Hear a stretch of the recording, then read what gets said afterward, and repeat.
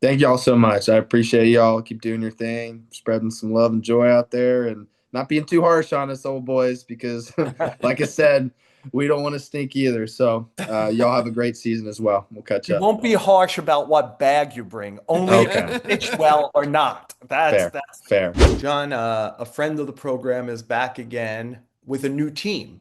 Luke Weaver, for the first time as a Met, is joining the show.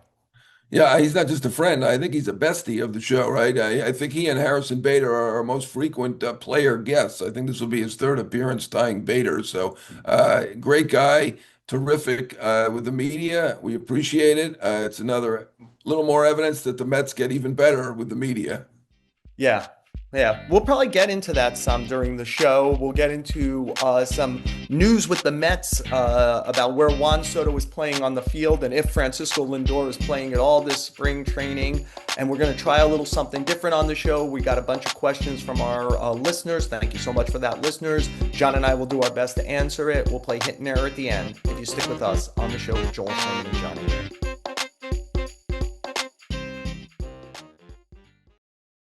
Well, John, we've begun for real. You're sitting, I believe, in your hotel room, Yeah, Tampa. I'm sitting in my hotel room in Port St. yours Lucie. looks nicer. You have a nicer room. I'm a Oh yeah, little this is upset. this is I'm a St. little not Lucie. too It's happy. Paris of Florida. I can't believe the lap of luxury I'm in. Anyway, we're here.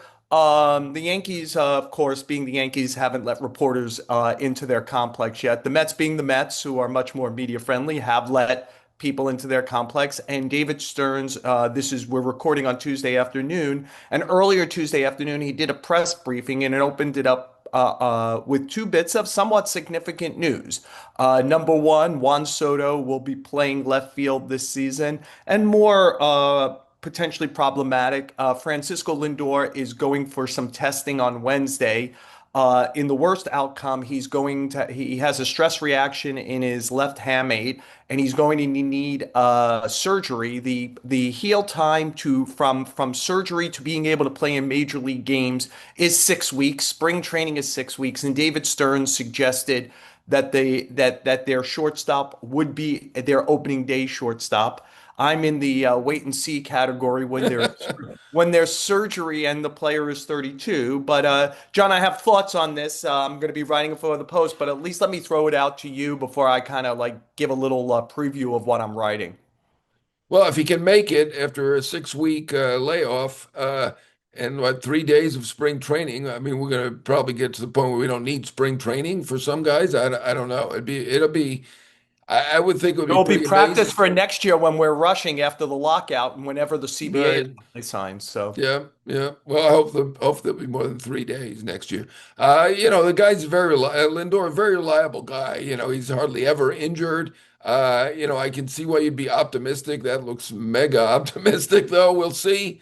If he does need the surgery, it's not a guarantee, I guess, but it sounded like them announcing it today. Him going for the look, see tomorrow. It sounded like they're thinking this is a real possibility. So that's unfortunate. Soto to left field, obviously he didn't have a great year in right field last year, so I can't blame him. Yeah, well, let's do Soto because I think this is the easy one.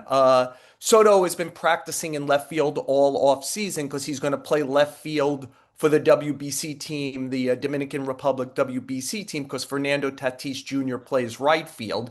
And Soto has lots of experience in left field. He was the left fielder on the Championship Nationals in 2019. And by the way, he was Tatis's teammate in 2023. And played left field that whole season before coming to the Yankees. So, look, the Mets have insisted multiple times this offseason, John, that Soto has told them he's dedicating himself to being a better defensive player this year, and the way he dedicated himself to being a better base runner last year and turns into like nearly a 40-40 player, right? And so let's see, he's still in his prime years if he could do that. That doesn't concern me. The Lindor one's a little different. You mentioned, John, is like, you would see Mr. Smiles in the fashion. I mean, Francisco Lindor is a tough guy. He plays through a lot.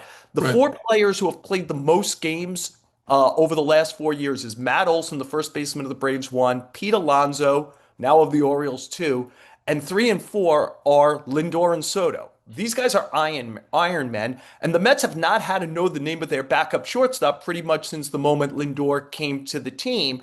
And today, I was the one who asked the question. I was like, "Well, who's your backup shortstop?" And like Stearns didn't want to answer that question. He just kept going back to that he's going to be back. And even if he's back, like, do you really want to push it early? I mean, whatever.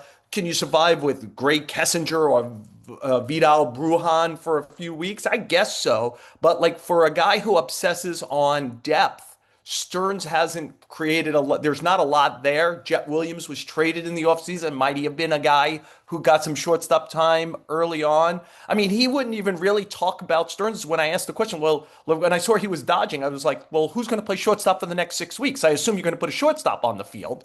And it's just What about part of Mauricio? Mauricio. he said Mauricio a little, which to me means Mauricio isn't a shortstop anymore. Like maybe he'll keep playing a little bit, but the fact that it isn't him a lot says a lot to me, Right. John. Yeah. And I just think it's part of a bigger issue, which is the Mets are going through a lot of change overall this offseason, right? They're changing about 40% of their roster from what had been a very stable group for a couple of years. And Stearns had said after the failure of last year that there was going to be change. There was a lot of change. And then there's a lot of positional change within that and leadership change. And the two cornerstones are supposed to be Soto and Lindor. And there's a lot of pressure on, to me, on David Stearns.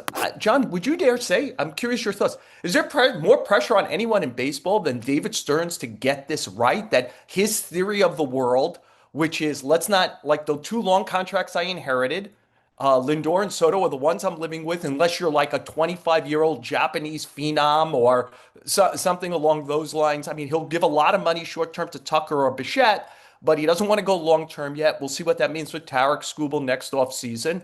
But for now, that's what he's done. It's year three. Great success with kind of not his team, lesser success. And this really feels like his team for the first time. Like this is fully his imprint. I think there's a lot of pressure that David Stearns' group get this right so that he doesn't lose any more glow. Yeah, I mean, I think he's only going to lose glow though if things don't go well. Right, right. And That's what I'm he's not saying, going to though. lose his job. Right. He's not in jeopardy for his job. He certainly has a big track record and a big contract, so I don't see that happening. I mean, he made clear he didn't love what happened last year. The fans obviously didn't love it, and he made big changes and got rid of the four longest tenured guys. Uh, you know. Technically, yeah, he didn't inherit Soto, but I know what you mean, right? Obviously, that Right. was a Cone deal, so I guess you could say he inherited that deal. He's willing to do long term, but in only extreme cases like Yamamoto, which would have been great if they had got Yamamoto. Obviously, he's probably the third best pitcher in the world. Um, you know, I do think there is pressure on him, but not in terms of his job. So, there are guys with more pressure because they have to worry about their job, and he doesn't. Yeah, John, well, it's obviously a big part of this season. Look, a big part of our show moving forward is we're going to try to set up shows where we take questions from our audience. John and I'll speak for John here. We're always appreciative of how many people listen, and in this case, send in questions. We're going to answer a few of these here. Let's open it up with Carsage Matthew on Twitter. He asks, on a scale of 1 to 10, what are your thoughts on Carson Bench starting in left field for my New York Mets? I guess I could say 0 because now Well, we know what it Soto is means. going to be the left fielder, but I would Right. put at no lower than 50% and as much as 75% that he'll be the starting right fielder. John, it seems to me that Stearns wants to make an imprint with young players by breaking in a few every year. And the Mets internally see Carson Bench as one of the 10 best prospects in the sport, and they want him to break through. I think if he shows it in spring training, he's going to be starting against Paul Skeens on March 26th. What do you think? Yeah, I think you're right. I think Benj will be the right fielder. So I think that the answer is yes to that because we didn't know obviously when he sent that question in that Soto was now moving to left field. So yeah, they believe in Benj, another Oklahoma State guy. I'm getting NBA mixed up like Utah. I love the NBA, but Oklahoma State guy like McLean, another huge prospect for the Mets, and they really believe in him. So hopefully the proof's in the pudding. We'll see this year. I do believe. Yeah. Next question is from Ryan underscore H67, also from Twitter. What are your expectations for the Mets this season, and do you think they lack something to be a winning team? Why don't you take that one first, John? Yeah, I mean, I think they should be, the expectations should be similar to last year. I mean, in terms of the expectations there were last year, not how they finished. I think they look like about a 90 win team. I know they had 91 last year. I think they're probably about the same this year. Obviously, the Dodgers are the heavy favorite. They've, made a lot of changes. They don't have as much power. They have more contact, a little better defensively. I like the rotation a little bit more. I like the bullpen a little bit less. All in all, they look about the same to me. Now, hopefully for their sake, they don't have that kind of slow drip disaster that we saw over the last 4 months of last season. I don't know that anybody can repeat that, but they should win 90 games, but they should have won 90 last year. Yeah, one thing to keep in mind is we could get myopic and fans could get myopic at this time of year. I did notice Spencer Schwellenbach is going to miss significant time for the Braves. He was supposed to be in their rotation. They have a lot of injuries to begin the year. Their catcher, Sean Murphy, a few of their pitchers, etc. Their shortstop, Kim, won't begin the year. So that's that. Dave Dombrowski of the Phillies mentioned that Zach Wheeler will not start the season in the Phillies rotation. They're out still looking for starters. So that's the two teams they probably are going to have to beat out again to do something. Having said that, John, the one thing I would say is I'm not comfortable with the bullpen right now. I think fully healthy, they have really good left-handers in Minter and Raley. And then I have a lot of questions about everything else. I know the underlying numbers on Devin Williams were good last year, but Devin Williams was not good last year. Luke Weaver was not nearly as good last year as the year before. Let's see if they could stabilize the back of the game from the right side. And with Edwin Diaz gone, who felt like a guy who was on the doorstep if they were probably a little more loving and aggressive to bring back, and they didn't. That's a big question I have for the Mets. I'm I'm going to spell the back end of this because I don't want to get anyone in trouble. So Richard CUC, you pronounce it how you'd like on Twitter. The lack of quality at bats at the bottom of the Yankee We'll go with order. Kook. Kook? Kook. Okay, Yeah. Richard Kook. Uh, Okay. the lack of quality at bats at the bottom of the Yankees order is the one thing that bothers me about having the same lineup as last year. And I want to add this, big fan of the podcast, exclamation point. I So like Kook. I'm a thank big you, fan of Richard. Kook. Thank Yeah. you, Richard. John, go ahead. Why don't you take that? The Yeah, bottom. I mean, I think it's typical of any lineup. I mean, you're not going to have superstars at the bottom of the lineup. Ryan McMahon is good against righties, not lefties. They'll have Ahmed Rosario, who's good against lefties. They'll have obviously shortstop is not Volpe has not lived up to the expectations. He wasn't as good in year three as he was in the previous 2 years. I mean, I think Wells is above average catcher, hitting catcher, even if he isn't what people were hoping for offensively. He has obviously done it defensively, but offensively, I still think he's above average for a catcher. So I don't think that's a big concern. My concern with the Yankees is, as your concern is with the Mets, and I agree with you on that, is the bullpen. I think Yeah. neither bullpen is fantastic. And, I said in the middle of last year, I had some scouts telling me the bullpen's not so good with the Yankees, and it proved to be not what it should have been. It should have been better with the names that they did have. Yeah, I think there's a lot of duplication at the bottom of the Yankee lineup in that it's low batting average, high strikeout. But the end result is the Yankees led the league in scoring last year. Right. I think they're returning 8 guys who hit 20 homers last year. So some of that will be from the bottom of the lineup. I think a full year of Caballero's speed will help. The righty diversification of Rosario for a full season and Goldschmidt back should help. Does Rice take a big step forward? John, I'm with you. The identity of their bullpen is more concerning to me when I look at the Yankees than the lineup. I think they'll score plenty of runs. I think they'll be a top five offense again.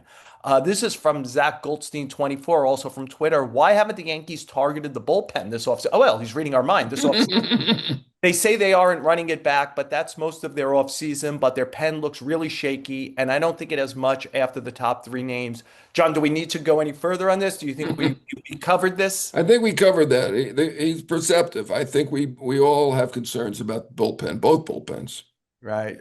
Broadcasting Max on Twitter, John asked if you guys had to pick two teams that made the playoffs last year that you don't think won't that you think won't get to October this year, who would they be? Well, I'll start with the Reds. Yeah. It was a surprise last year that they made it, and I'll throw out the Phillies. They're getting a little bit older, Yeah. so I'll go with those two in the National League. We got to think the Mets are going to make it, right? So they're going to take one spot. I mean, I'm not going to say the Phillies are not going to make it for sure, but if I was asked two teams, those are the two I'm going to pick. Yeah, I think the Reds are kind of like chalk on this, so I'm gonna go ahead and pick the Reds also. You know what? You pick the Reds, so I'll say Cleveland. Why don't I pick two teams who somehow figure it out every year, and we'll probably figure it out this year, which is Cleveland and Milwaukee. Like, I don't know how Milwaukee keeps bleeding players and still wins 90 something Amazing. game, whatever their secret sauce is. Cleveland also, I guess, part of the magic is they're both in central divisions, which are not as powerful as the coastal divisions, are. But at some point, I'll say the magic will run out for both teams, both of whom did less than more or gave up more this offseason. And I just think at some point that's got to catch up to you. So, Yeah, Milwaukee. I mean, I want to give Milwaukee some credit now that you so I, say I that. I think that I, they, yes. Yeah, I mean, they were dominant against every division last year. The best team in baseball in the regular season, right? It's not just the Central, but I mean, certainly it's easier to be in the Central slightly, maybe, but I don't think it's a huge. And maybe in the American League, it's a bigger deal. I don't think it's that big a deal in the National League. Cubs are a good team. The other teams are working on it. We'll see. And I think this is going to be our final one from at Mike Ree 602-59113. I hope we're not giving like your social security number, Mike Maybe Ree. it's his Uh, phone number. He lives in Phoenix. yes, Yeah. and the question is, what's a day in the life of an experienced professional writer like, especially during the off season? John, just let me. I'm going to let you answer this, but I do want to throw flowers here. Like John came on the Yankee beat in 1990. That was my second year. In some way, we've worked against each other or with each other at multiple places since then. I'm here to. Part of the answer is nobody works as relentlessly and competitively as Jon Heyman. I just even now with us both in a more advanced age, your fire to get it right, get it first, be informative. Like now, I get to see behind the scenes much more than I ever did before. It's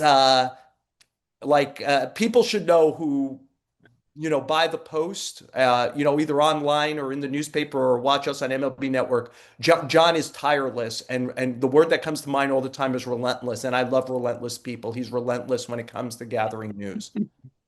But I thank you very much, Joel. That's very nice of you. I'm glad you said more advanced age. I would say I'm the most advanced age. You're a young whippersnapper compared to me. So, yeah, I mean, I find I do weird things like take the phone and put it so I can see it while I'm in the shower. I don't actually take the phone into the shower, but I can see if I'm getting any texts while I'm in the shower, and I have jumped out. I mean, when I was in Japan on a vacation. I slept with it on my head basically, so I would hear it to wake me up if there was anything going on. It's I'm a little crazy. There are several of us out there who are like that, and it's certainly become a lot more competitive. We used to be able to wait for things a little bit, but now it's seconds, and then as soon as somebody gets it first, then everybody will generally, if you have some kind of source, you'll be able to follow it. But it is quite a competition, and yeah, I am a little crazy, and I appreciate the flowers, Joel. Yeah, no, well earned ones. The only thing I'll add to it is for people who take this ultra seriously, and I think John and I fall into that bucket. Um, and I won't speak for John here because I'm about to say something is like it is not exactly a child the job. Your children are more important. John and I are blessed. We both have great children. Uh, but it is like having a child a little bit. It's just with you. Like if you're asking me what's a day in the life of an experienced professional writer like, it's just that I'm never not thinking about it. I'm never not thinking about who I should call, text, what I should write, how I could do it different than it's been done. What's the competition doing? What are my colleagues? I just am 24/7. It's not healthy, I don't think. Right. But it's just with me all the time. I can't shake it. Uh, and I'm just bad at not having it with me. And like for better or worse, that's my life. It's the Godfather. This is the life we've chosen.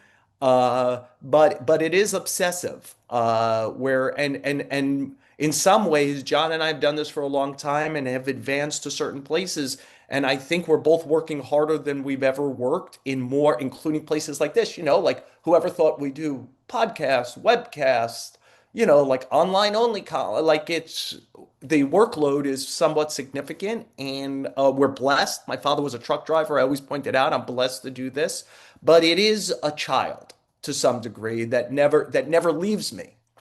Yeah, it's with more things, the job has gotten I don't want to say harder, but more time consuming, right? And we didn't have till 2008 or 9, we didn't have Twitter.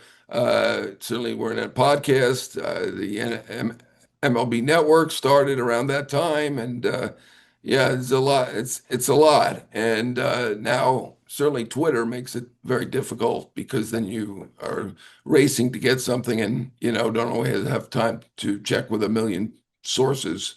Yeah. Uh, you It's the know, worst journalism. I don't think it's been. I can't say anything positive about Twitter. One of the negatives I would say is it's hurt mental health and it's hurt journalism. So I think it's a net negative. But this again, this is the jobs we've decided to do, and you got to live with it. And we're appreciative of the people who follow us in every way, including on this podcast and including sending these questions today, and we hope to continue to do stuff like this moving forward. But when we move forward on this show, we'll be joined by a friend of the show, somebody who's been with us a couple of times, the new reliever of the New York Mets, Luke Weaver.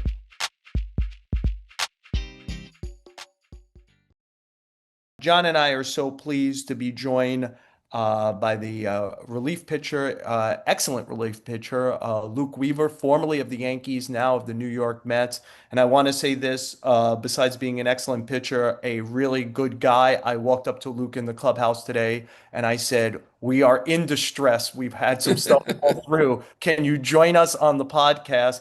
And it took Luke less than, it felt like 1 second to say, "Sure." And so here we are, Luke. Thank you so much for joining us on the show. Yeah, John, Joel, thanks again for being on, and happy to be of a conversationalist too. And why don't we begin the conversation here? Is at a decently high level for the first time, you were a free agent this offseason. You've had to pick some teams maybe in the past, but not in a position of strength where you're coming off of good work for multiple years.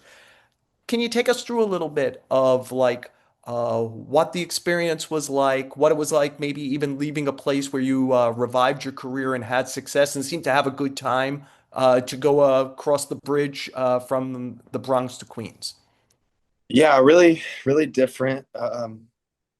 Perspective. It's felt like for a while there, it was kind of fighting to stay above water, and very limited in I guess, the momentum and things that I could kind of get shifted to my side. And this was a pretty neat experience. I was very grateful and humbled by it, for the attention, just for the conversations, getting to meet some of these teams, front offices, and even coaches. And so it was a cool experience. My guy, Brett Knief at Excel, longtime friend, agent, he did an amazing job.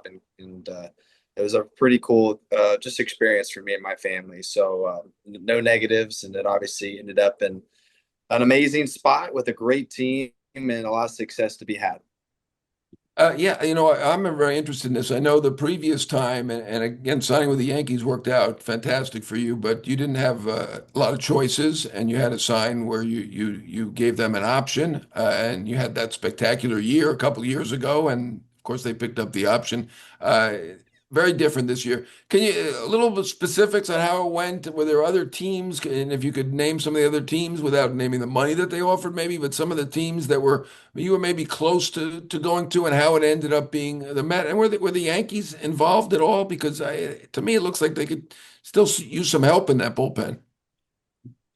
Yeah, I've obviously have moved on to my now team and focused on them, so I don't know what they're looking for. But wish them the best. And yeah, it was like I said, a fun process. A lot of teams checking in, from all different across the league. It just depended on the timing on which they were looking for relief pitching. We kind of saw the market pretty early start to hit some relief pitchers, and then the dominance started to kind of fall. And we know with different positions that timing just comes in different waves. And so the cool part for me was it was kind of happening. So the conversations kind of stayed afloat for basically the entirety of the off season up till the point I've signed. And yeah, there was, double digit teams that were checking in anywhere from, 1 year deals and, limited on multi-year deals. So for obvious reasons. And it's hard to get that as a reliever. So yeah, and naming a few, and the Tigers, the Cubs,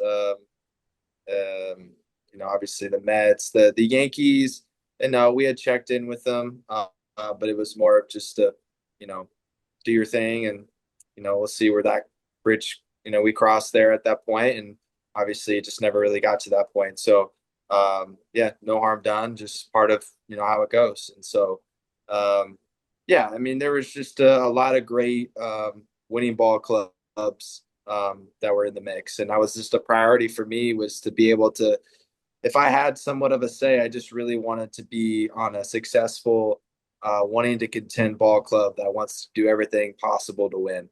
And getting to taste that the last couple of years after, and even a bit in 2023, even though that was a chaotic year, there was some successful baseball with those teams that were happening.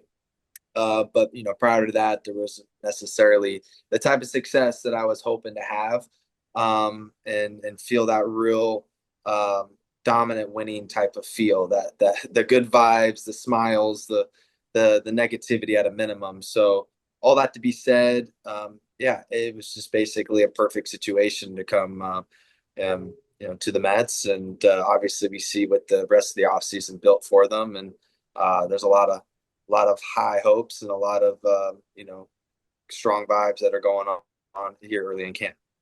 Luke, I think you and I talked about it late in the season last year, and I think you talked about it on last time you were on the podcast with us. Did anybody, or did you even think about starting pitching? Did anyone comment you?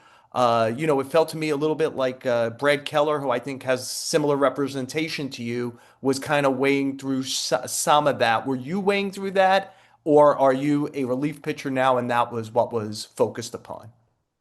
Yeah, it was definitely discussed, but not at a substantial level. It was more of a check-in. Hey, what's Luke thinking? What's he prefer? I think when we last talked, it was a question that kind of brought, I think, a lot of teams on to that statement. And I think it was really just a genuine interest for me of, hey, if this is something teams want any part of, like, would love to have a discussion on what you think that looks like. And teams really were just checking in. They all kind of saw me as a reliever, someone that wanted to kind of stay in the realm I was doing. And so I think it was more of just checking that box of, okay, he doesn't have the preference. I think ultimately I wanted to kind of stay doing what I was doing because I just kind of found that niche and kind of how to attack it and to be more efficient and to really just see myself even getting to a better level with it.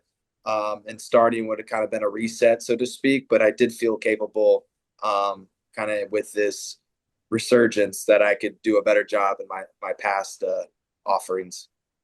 You are a Floridian, and I remember the first time that we had you mentioned that you were surprised how much you like New York. So now you're Yeah. staying in New York. So what is it about New York that you like so much? Well, I think a lot of people get wrapped up in the city of New York.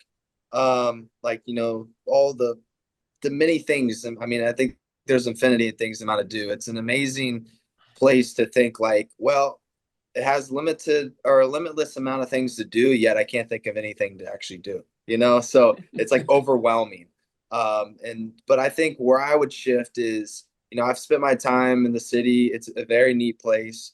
But living, north of the city, up in Westchester, and getting to more of the suburbs and all the small downtowns and bigger downtowns, and really just the kind of the more of the Florida feel, I guess, where I'm seeing trees, I'm seeing neighborhoods, people walking their dogs, deers in the backyard. Like, it's not the part of New York you really kind of focus in on especially when you're looking at, Yankees, Mets. You're just kind of dialed into the city of it. And yeah, it's real pretty. It's got really beautiful landscapes, great, golf courses I get to stare at, and I don't get to play them really that much, but I do enjoy it, and I do enjoy the aesthetics. But yeah, it's just a place with has a lot of opportunity and a lot of things to do. So it's grown in ways that I never thought it would. Luca, there were a lot of resources if you want from like former teammates, Carlos Mendoza, Clay Holmes, Juan Soto. How much did you use or not use that to figure out if this was a move you wanted to make? And did anyone say anything that really resonated with you? Yeah, well, back in my time with the Yankees with Clay, like it was as close as I can be. Obviously, every day we're down there in the trenches, we're throwing, we're talking, getting ready, trying not to screw things up too bad, but just a real life of resources there. Like, Clay was easy to talk to, very blunt, just making sure that some of those answers that I had or questions I had were answered. And obviously, knowing Juan was there, like, I know Juan. I believe him to be an awesome teammate and everything, in between. And so, and then Mindy it was short time in 23, but I got enough to see that. And then you watch from across the field the next couple of years later, and he's the real deal. He's a communicator. He's someone who cares a lot. He's got an intensity about him, but he's not to a way where it kind of comes in between the relationship, right? There's a great balance, it seems, and that seems to be consistent throughout the discussion. So, Justin Willard, young, hungry pitching coach who wants to put his mark, and he's got a long-standing resume just in his time, on different big league staffs and then organizations. So it's been great with him so far, and yeah, you can kind of go down the list. So the culture they're building and they're kind of looking into the future, especially just now in the present, seems to all be aligning very well so far. What's your impression about what your role is? Are you a setup man? Are you the setup man? Might you do some closing? Is Devin Williams more likely the closer? Have they said anything to you, or you just say, "Oh, I Bit want to be a early. Met," and that's it? I'm a Yeah, it's Met. a bit early, John. I mean, Okay. I think with anything, right, we just show up, we try to do our best and be successful. They obviously believe highly in Devin, as we all do. I especially do. Financially, they believe that same thing. So, he's earned every penny of that, and he goes out and he just goes dominating. That's what I expect, and that's what I hope to do as well.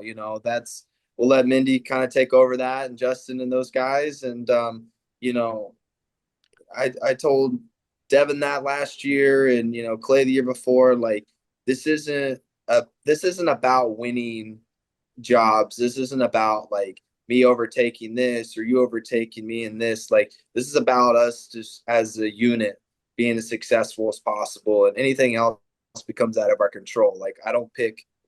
Everybody wants to throw the ninth. Everybody wants to throw the eighth. Right? We have specific wants, but the needs of the team are far beyond us. And I think when you embrace that, and in 24, when I was the long guy and just trying to fight to go throw 3 innings out of the pen or whatever, and I didn't sit there and think that I was going to be closing games in any capacity. I didn't think that I'd hope to, but that wasn't kind of my long-term goal. It was really just to kind of show up today and to try to be successful. And when you stack all those bricks and you end up building a decently nice little house, and you don't want to get too comfortable in it because, you know, I don't know, maybe you got to move.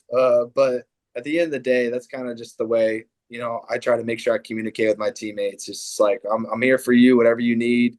And I hope the same way goes both ways. You mentioned his name. You mentioned you believe in him. Why? What is it about Devin that you learned playing side by side, sharing a bullpen with him, that makes you feel that this is, again, the underlying numbers were good on Devin last year. The macro numbers were not in his only year as a Yankee. Why do you believe in him so much? Well, I don't think you should ever be defined by, certain moments. I mean, yeah, you're gonna be defined by them, but I don't think that's fair to say. Just like if you're looking at my career, like, you know, I haven't forgot all the past things that I've had to go through in order to try to get to where I am. And, one blemish and not even a blemish, right? Like there's some moments that are hard during the season, but he did end strong. Really, really strong actually. And people can kind of get wrapped up in whatever they want to, but we just focus on what we got today and how good I can be today. And, he's got years of a resume that make him one of the best pitchers on the planet. So I truly, I look at this guy and I just see a dominant reliever that everybody, looks at his airbender, looks at his stuff, looks at his demeanor, looks at his success. And it's like, I mean, what are we even talking about? It's a bit silly in my opinion because, he's just a dude trying to go out there to do his best. And, he's earned a nice payday to go out there and to do even better. And he will do that. And if he doesn't, it's not like he's not trying or I'm not trying. We're just, you know, two dudes trying to do our best, and that's it. And so that's why I believe him. My impression of you and a lot of relievers is that you always say that you're available, even when you're really not doing that great. Do you ever regret that? Do you ever think maybe I shouldn't say I'm available, or is it just your nature to say I'm always available? How many games a year do you think you say I'm not going to make it? I mean, I think it's very few, right? I mean, that's my Yeah, impression. it's a fine line. It really is. I mean, it's it's our job to make sure we're communicating and being very honest and upfront, but there's moments that just make that hard. And it could be a situation, it could be how the rest of the bullpen's lining up from a health standpoint, guys being up or down. Does someone need to step up? Yeah, there are moments during the year, games that it doesn't necessarily help you. And then there's moments where you thought it was going to be impossible and it ended up being pretty good. And, I think that's where you just got to rely on making sure, like I said, you communicating with your coaches, being a real good self evaluator, knowing like, okay, like I can give you 80% out of 100, but like, do you think an 80% of me is good enough to do the job for us to win tonight? And, you know, I can't just sit there and be like, I'm down, I'm not throwing. Like, I guess you technically could refuse to throw, but that's not a culture. That's not a precedent I'm trying to set. And I'm trying to make sure that it's like we have a two-way street of respect and that communication is loud and clear. And by doing that and keeping relievers safe over the course of the year, you're picking moments. If you're Mindy, you're picking moments to make sure like how does this look down the road? Is this a big game now? And there's a lot of pressure and a lot of decision making that managers have to do. And, it's easy for you guys to look at it. And it's easy for us players to look at it and to second guess it when it doesn't work. Or, it's always louder when the decision doesn't pan out.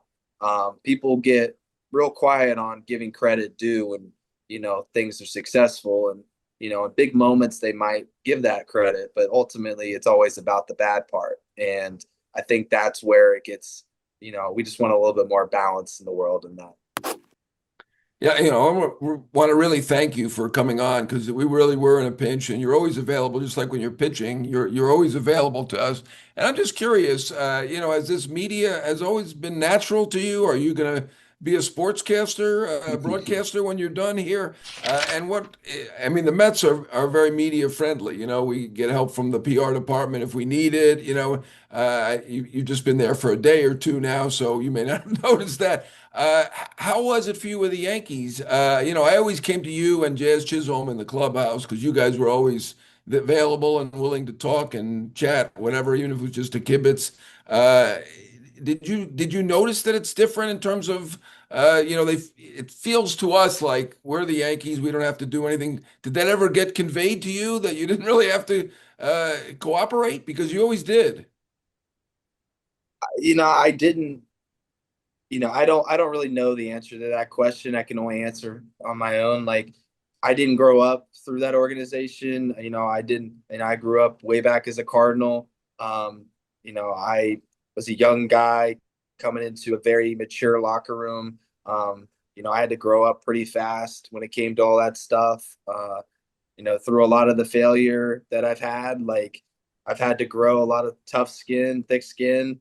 I've had to face you guys and, try to be honest and, and not when I necessarily wanted to be. I think it's easy to guard and protect yourself and give answers that can be, of excuses. And I think, man, there just comes a time where when you realize that people just want you to just be straightforward, like, hey, I stunk today. I'm going to do everything I can to be better so you don't have to watch me do that again. Like, don't think for a second like we don't want to be good and we didn't want to disappoint you either. But I think by just hearing those words, not that I'm doing it for the fans or for you guys, I'm ultimately doing it for myself because now I'm taking accountability and I sleep better by knowing like I can move on faster. There was this thing that where like you watch good outings, you watch bad outings, right? You scout videos, you do those everything in between as a player, right? Hey, I'm pitching well. I'm just going to ride the wave. I don't really need to watch much. I know what I'm feeling. Bad outings. I don't want to really watch that. I'm going to move on, flush it. I don't really want to relive those moments. Well, what I started realizing probably halfway through my career that when you don't watch anything, you can never move on truly past it because you're always guessing and trying to fill in those moments. So I started watching every single outing, no matter what. And I tried to watch it as soon as I could because all it did was just allow me to kind of close that chapter and move on. So bad ones became like that was the reason it was bad. The pitch wasn't actually away. It was actually kind of more middle. And, the guy put a good swing. Okay, check. Hey, I pitched really well. Like, why did I pitch well? Oh, well, I kind of got away with a couple of these, and or I just dominated their face, and I'm nasty, and it was good today. I think just those simple little check marks really allow you to move past it and just make it easier to not dwell and to lose sleep and to stay up till 4 a.m. thinking about why you blew the game. I think it's just, and that goes for any sport, any job. I think it's just attacking the weakness and understanding it and then understanding why you were being good just allows you to kind of grow. And when you grow, I guess you end up just being 175-pound, 6'2" reliever who I guess tricks people into thinking you could talk to the media well. Well, actually, you led to me almost perfectly to the thing is where you're being self beating yourself up here, but anybody who's listened to any of our interviews, including this one, is you're uncliched. You kind of give these long, full, interesting answers. And I don't mean to play armchair therapist here, but like sometimes when you are talking to me, like I'll ask you, like, hey, what happened here? And you don't go, sometimes you throw the ball hangs. You give these incredible detailed answers where you're going through, I was thinking this pitch and that. Is there any possibility that Luke Weaver thinks too much? Yes. And Yes. maybe it's his own worst Yes. enemy because when with the stuff you go through when I can only imagine what you tell your teammates and pitching coach because like it's unbelievable how like It's the tip of the iceberg, man. I'll tell you thorough there. you are. Like I've you'll go through always like been that. sequences with me where you'll be like this, I was thinking this, then I threw this, Yeah. I should have thrown this. I don't even think I'm that smart compared to some of these guys too. like I think I've evolved and I've gotten smarter, but I think at the end of the day, it gets even deeper than that. And that's crazy and scary to think with some of these players. And it's really fascinating. I've learned a lot from veteran players and even, younger players. And as an older player now, and I've kind of like hearing you almost like when I hear young players, I'm like, whoa, dude, you're thinking too much. And I'm like, well, okay, don't be a hypocrite, right? But yeah, I kind of, I'm a big overthinker. I've way chill now. Like I overthink golf now. I watch YouTube golf. I watch golf. I delve so much into golf, so I don't have to do that in baseball. So I try to keep it simplified. I try not to overthink too much and just accept it. And I think kind of what I said before you just talked was really, talking through it is just a great way to make sure it leaves the body and the brain and we don't have to think about it anymore. And I think that is ultimately what I finally got to, because you lay there restless for hours after the game and you're kind of just constantly guessing on what you thought happened. And until you just sit there and watch the outing and know, then you're just wasting your life.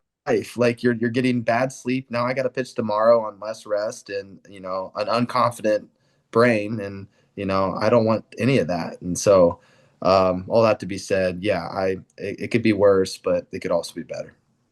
I have a silly question. I apologize for this being my last question, but you were photographed going into the Mets facility, I guess, Hoping this got brought up.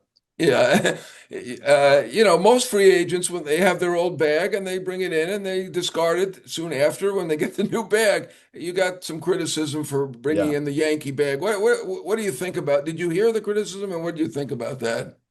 Yeah, I thought it was a bit silly personally. I understand why people are, I wouldn't say an uproar, but why they're talking about it. Like I get it, but like to your point, it's very common to bring your old bag to your new team. They don't first class airmail like a new bag. So I didn't get a new bag from the Mets, like a duffel bag to bring in. I personally just didn't have, like, besides maybe a couple, grocery bags or something. I just didn't really have anything to put my stuff in, right? And I think it's one of those things where, part of me is like, yeah, like I don't necessarily want to take the Yankees bag because I'm not a Yankee, but I know that this is just a normal process, and so I just need people to take a deep breath, know that I love the Mets now. I'm a Met. I love where I'm at. I love the teammates so far. I hope to win as many trophies as possible here. And I hope to do that with the fans behind us and rooting for me and doing so. So the bag meant nothing. Yeah, we live in a grievance society. People are not happy unless they're miserable, and they come up with any reason to be miserable. Luke, I've covered the game. Unfortunately, I'm old for 40 years. Whenever a player goes to a new place, he brings his old bag. Like Yes, sir. that's just it. And like Yeah. to see this as some Romeo and Juliet betrayal of like it's just the age we live in, and I'm yeah. glad people care. I'm glad they care. Like they wouldn't be saying nothing if they didn't care. Like, Yeah. like it's they're having a little fun with it. I hope they're not too serious about it. Ultimately, I would have brought a Mets bag if I had one, or something cool or personality driven. I just didn't have any of them. So for the next go around, I don't think I'll have a bag of a Yankees bag anymore. So I think It's we'll be gone. okay. We'll move on. I'm happy. I got some orange and blue on here, and we'll all be well. So Yeah, why don't why everybody don't, can be good. why don't we leave it on that? It was a good answer. And Yes. you're a good man Dumb question, good answer. to join us today. No. You are a friend of the show, and we do appreciate it.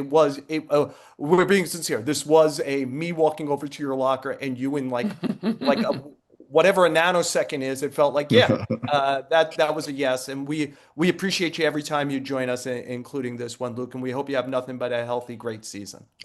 Thank y'all so much. I appreciate y'all. Keep doing your thing, spreading some love and joy out there, and not being too harsh on us old boys because, like I said, we don't want to stink either. So y'all have a great season as well. We'll catch We up. won't be harsh about what bag you bring, only if Okay. you pitch well or not. Fair, That's fair, fair, fair, fair. Thank All you, right. Luke. Sounds Thank good, you, guys. Luke. Thank you. You're the Bye-bye. best. All right. See you. Appreciate it.